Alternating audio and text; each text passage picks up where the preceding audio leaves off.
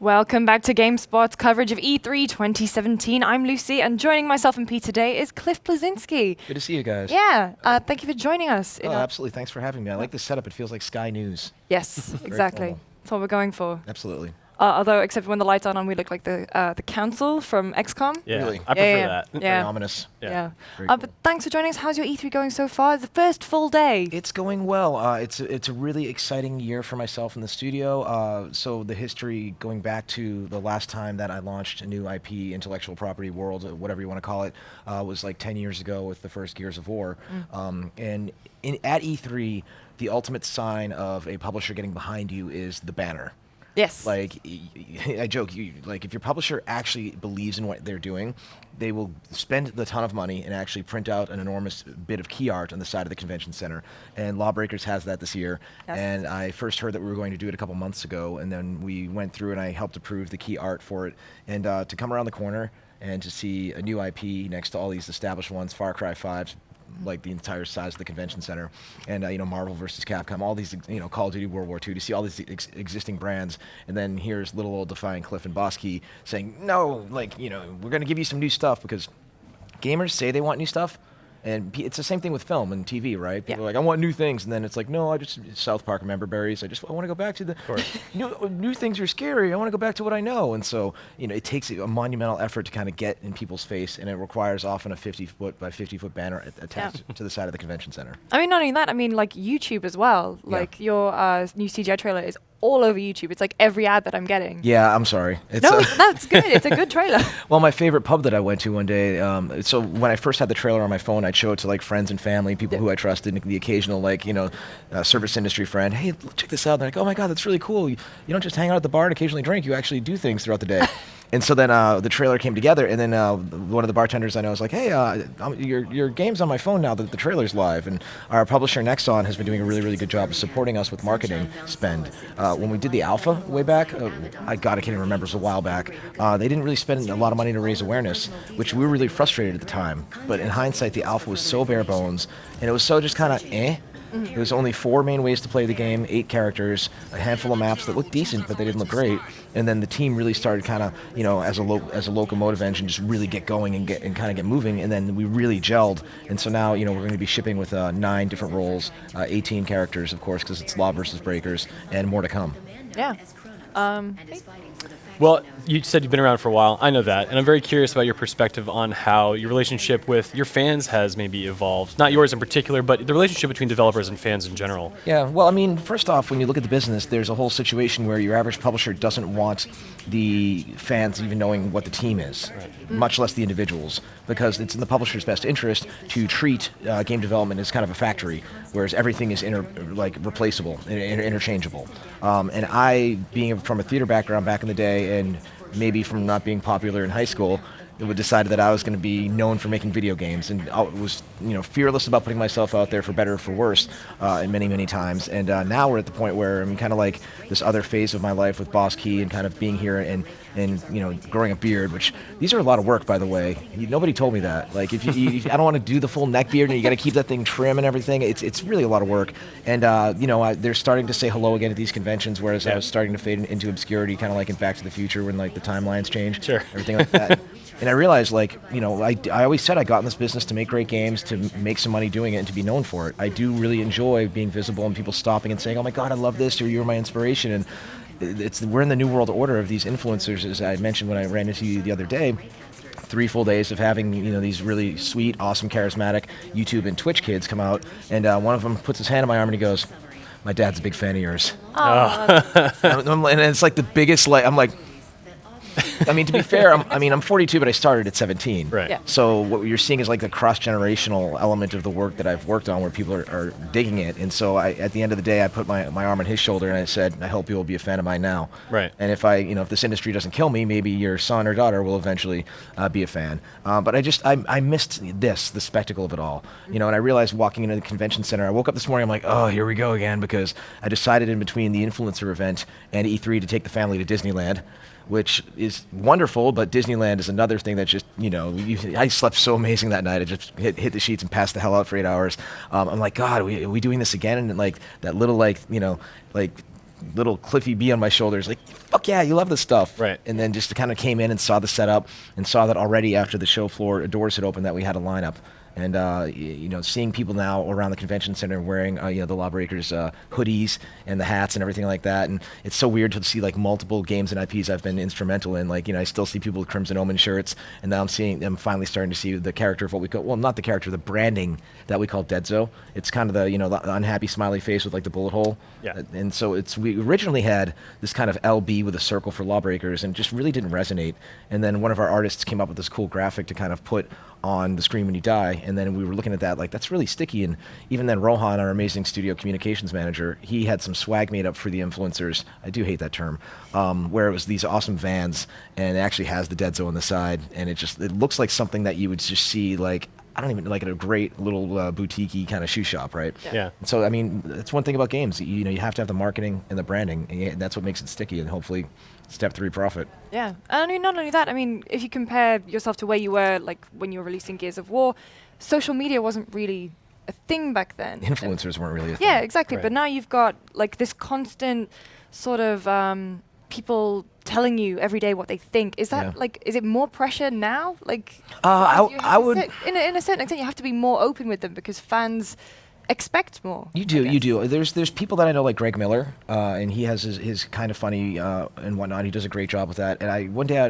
for shits and giggles, I went to his Twitter feed because he's got a great following and he's very interactive. And whenever possible, a person like Greg or somebody who's really good at social media, provided the person, talking to them on Twitter isn't being a dick, they reply to almost everybody. And I'm like, I have enough downtime occasionally throughout the day, like the mode we're in with shipping the game. If I were to create more work for the team, it's just going to create, like, it's going to get shot down by the producers because they're in ship mode. I am focusing on helping out with, like, what Role 10 is going to be and beyond and what the future of the game is as a live product. But I could actually spend a little bit of time and start replying more. And once you reply, they're just like, they don't know that there's a real human on the other end of their phone or computer. And they're like, holy shit, you replied. Or even just the power of a like. Like, there's, I can't remember offhand, but there's, like, some celebrity I was a fan of, and I said something about, love you and whatever. It was a fairly high-level celebrity, and whoever, I think they ran their own account. They liked it. And there's just, like, Senpai noticed me in social media. And I would rather have somebody yelling at me and calling me a fucking asshole or any number of things on social media because they care about the balance of the game than just be indifferent and not play it. Yeah. It just means that they care. And so when the game comes out, it's probably not going to be balanced, but that's why it's going to be a living product. We issue patches, updates, releases, and things like that, and just keep it moving.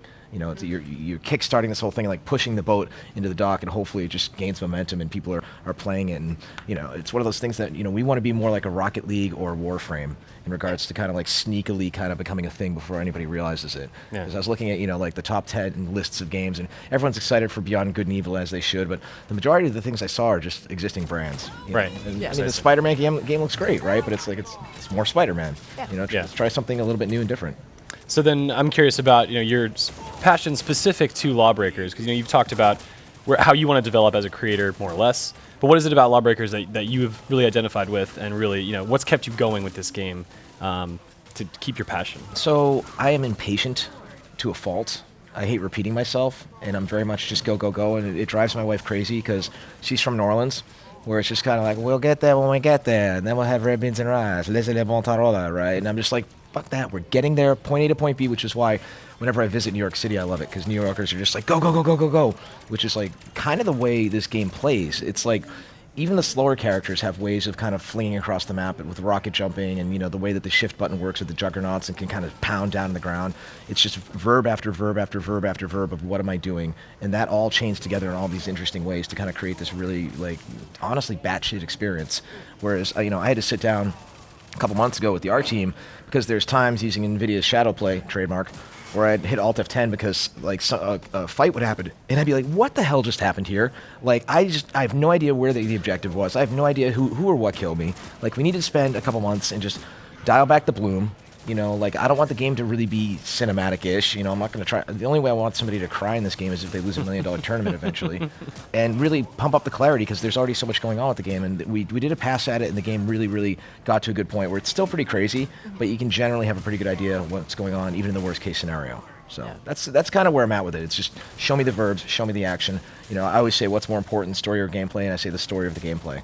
We've had moments where we found out that one assassin can grapple to another assassin on the same team who can grapple to Maverick, and just kind of the three of them can just kind of like fly through the map in like 3 seconds. And there's going to be so many things people are going to find when the game ships that we're then going to have to course correct and adjust in order to make it unfucked.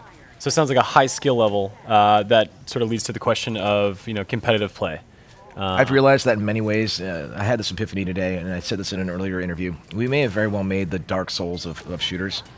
That's a claim. Okay. It is. Well, I'm partially responsible for, in a roundabout way, games like Dark Souls becoming popular because, I was talking to Dan, who's the main designer in the game, and he worked on Killzone.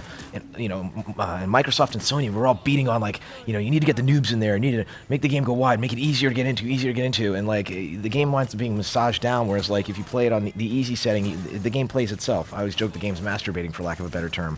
And so we're at the point where, core gamers do love a bit of a challenge. Within reason. It doesn't need to be completely insane, but they do like to, they'll step up. And when we had, influencers, come play the game, and then watch people on the show floor, we always worry about onboarding. Are they going to be able to learn the game? You have a Q and an E abilities, and then you have everything's different on shift, and then each character has different health, and they move differently, and we just didn't do the same archetypes that other shooter character-based games do with the bow guy, and then the gnome with the turret, or the classic medic with the noodle that heals people. We did our own things, and so I was like, are they going to learn it? And after 15 minutes, people are just just zipping around the map. The first thing players do when you hand them the keyboard or and mouse or a controller is they hit every button. It's like, okay, show me my verbs. Right. And then after a few minutes, they pick that up, they try the next one. And before you know it, they're all just zipping around learning it. And hopefully, the other people will see the archetypes that we've kind of forged with this game and, maybe be inspired by it, kind of like every game now has cover in it. Yeah. Right. Do you feel like modern shooters are way more handholdy than they used to be? They are. Not, like I said, I'm partially responsible for it because it's like yours. It's like press A to take cover. It goes back to that Ego Raptor video that was amazing, where it's talking about why Mega Man was so great. Because Mega Man just kind of taught you, oh, that person has a charge shot. What if I hold my button? Oh, I can do that too. And it would drop you in a pit and be like, hey, get out of the pit. And then you learn how to kind of wall jumping it out, as opposed to, the example that Ego Raptor uses, snake, press A to jump. And it's like, get the F out of there. All that does is interrupt the player. And we do have kind of a very bare bones tutorial mode where you can kind of jump in and kick around and shoot dummy robots and kind of get to know the game, and little text boxes that explain everything for those who really want it. I have a theater background. I was a drama nerd in high school, and I always say, practice your lines before you go on stage. Yeah. And it's funny because I'm watching you eyeballing the game, and it's like, I don't know if it's just me, but I think we've made something very watchable. And I catch myself even, I'll go to, get a refill of water and walking by the playtest lab, and they'll be hooting and hollering, having a session, and I'll just find myself just sitting there going, yeah. 10 minutes later, I'm like, I need to get the hell back to work. And for me, everybody always asks, is this game going to be an esport? Are you going to be an esport? And I tweeted E3 hadn't even started yet, and I wanted to stab somebody who says that word. It's like, we're going to do a 4K virtual reality esport with roguelike elements. That's pretty much the ultimate smoke chasing kind of amalgamation that you can come up with. And it's like, I don't know. One of the games I think might have a shot initially at just saying they're in esports is Quake Champions, because Quake is Quake and Quake is evergreen. Right. And we all know Quake is a great game for competitive, and it'll do well, and they're throwing $1 million at it. Good, more power to them. Other games that are just completely new and they're like, yeah, we're going to do this. I'm like, good luck. I've seen people try it before.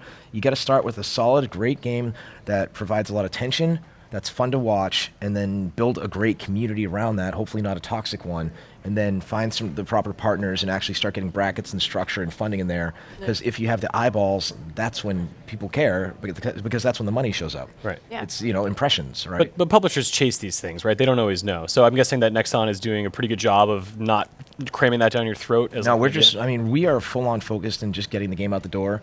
Yeah. August 8th, $29.99. And by the way, we just announced the Dead Zone Deluxe Edition, which has some really unique, awesome skins you may want.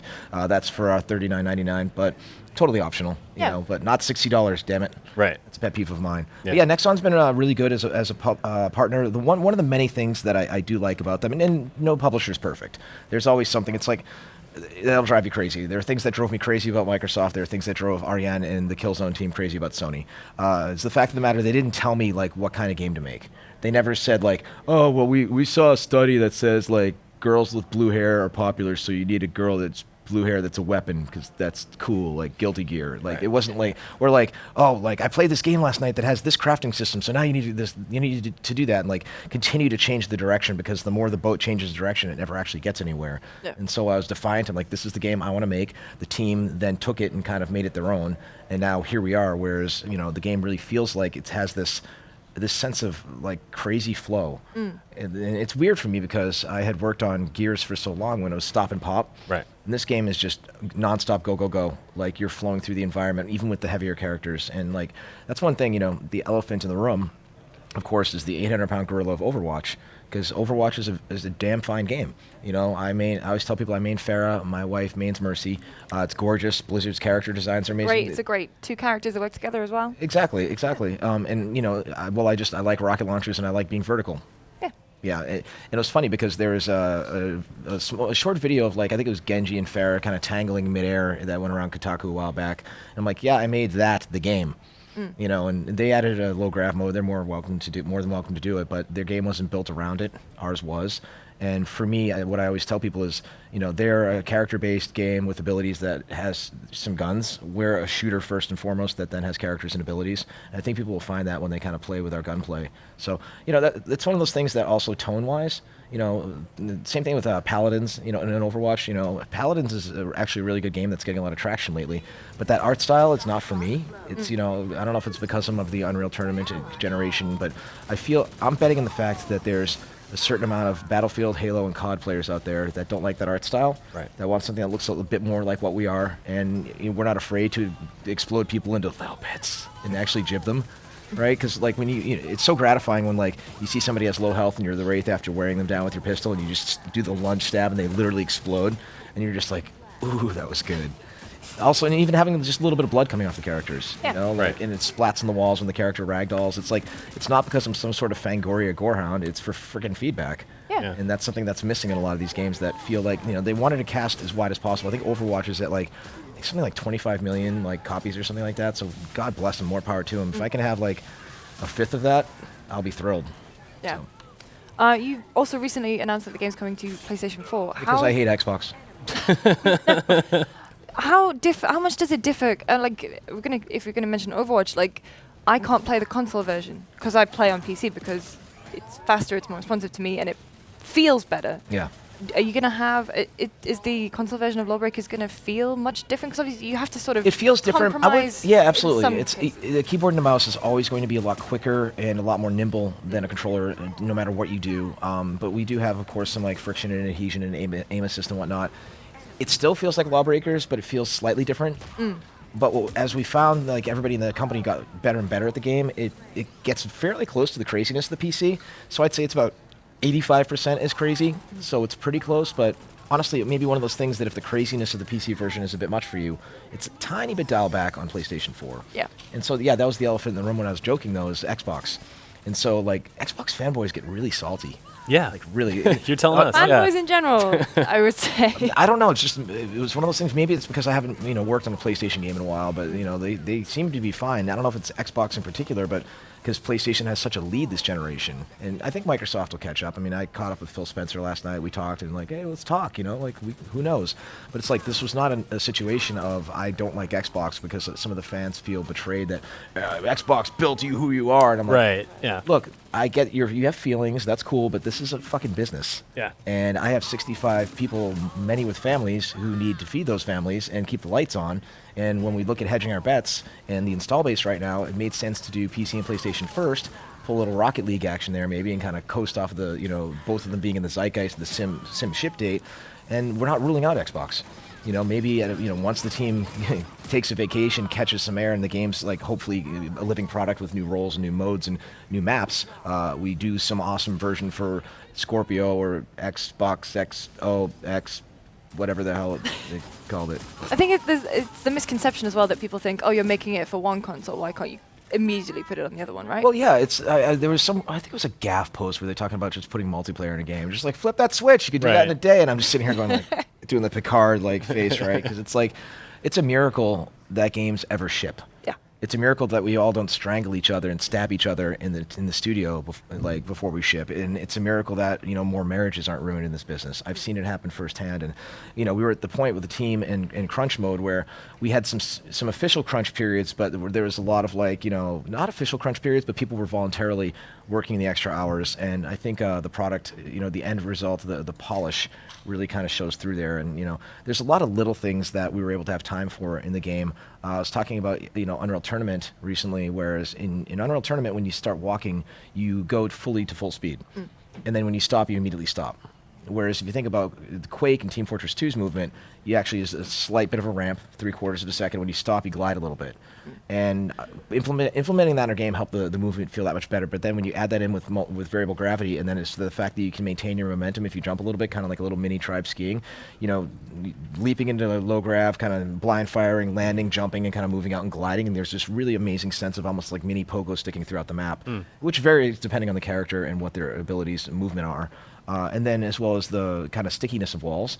Unreal Engine 4's code by default, if this is my character going against the wall and you hit the wall, you kind of get that kind of like stickiness. And I worked with our programmer Nathan to make sure it was super smooth, so the only time you're even stopped is if you're completely perpendicular running into the wall. Otherwise, it just automatically just kind of glides you along. And same thing with backing along the wall, so you get that kind of like serpentine movement throughout the levels. And these are the little things that in frame rate that a lot of people don't necessarily think like developers sweat, but this is the stuff for me that separates good from great. And I mean, same thing with frame rate. We decided to do PlayStation 4, and PC players were like, this is going to ruin the PC version. I'm like, we had a week where during our art meetings, where we usually show off on Fridays what all the artists and animators and whatnot have been working on, effects folks, and the environment team just put up a PlayStation logo on one Friday, because for the last few weeks, like, they've just been optimizing the levels for PlayStation to get PlayStation to 60, because go 60 or go home. 30 frames sucks. Like, and the whole 24 frames of cinematic is the dumbest thing I've ever heard. So for us, 60 on PlayStation and PS Pro, but also on PC if you have a good rig. Like, we wound up optimizing the levels on PS4 so it runs better on the PC. Yeah. So it was kind of like a mutually beneficial type of situation. But I need like 144 or so. Like, if the game goes below 100 frames, I start yelling, especially considering it's so fast and so Twitch based that. Yeah. It's like I just go mad, and I think about other games, especially shooters now that are 30, and I'm just like, nope, I can't. I just become a frame rate snob. I can't help it. So a game you're obviously very close to. One, you're doing everything you can to make the game that you want. Do you then find yourself playing the games that you ship after the fact? Like, are you going to play Lawbreakers once it's done? Well, I mean, I certainly hope so. I mean, it's still fun for me, even after damn near 3 years of working on it. Right. I feel like in the last year is when it really kind of crossed that threshold. What happens in our test lab is we don't formalize the test that often. So what happens is the QA lead or any of our testers take the bullhorn, the megaphone, and they go, testing in the lab, and all of a sudden it sounds like Christmas morning where you hear all the feet. And what happens is, like, people who don't get in the 10 seats, they're just like, oh man, I guess I'll go back to my desk and work on what I was working on.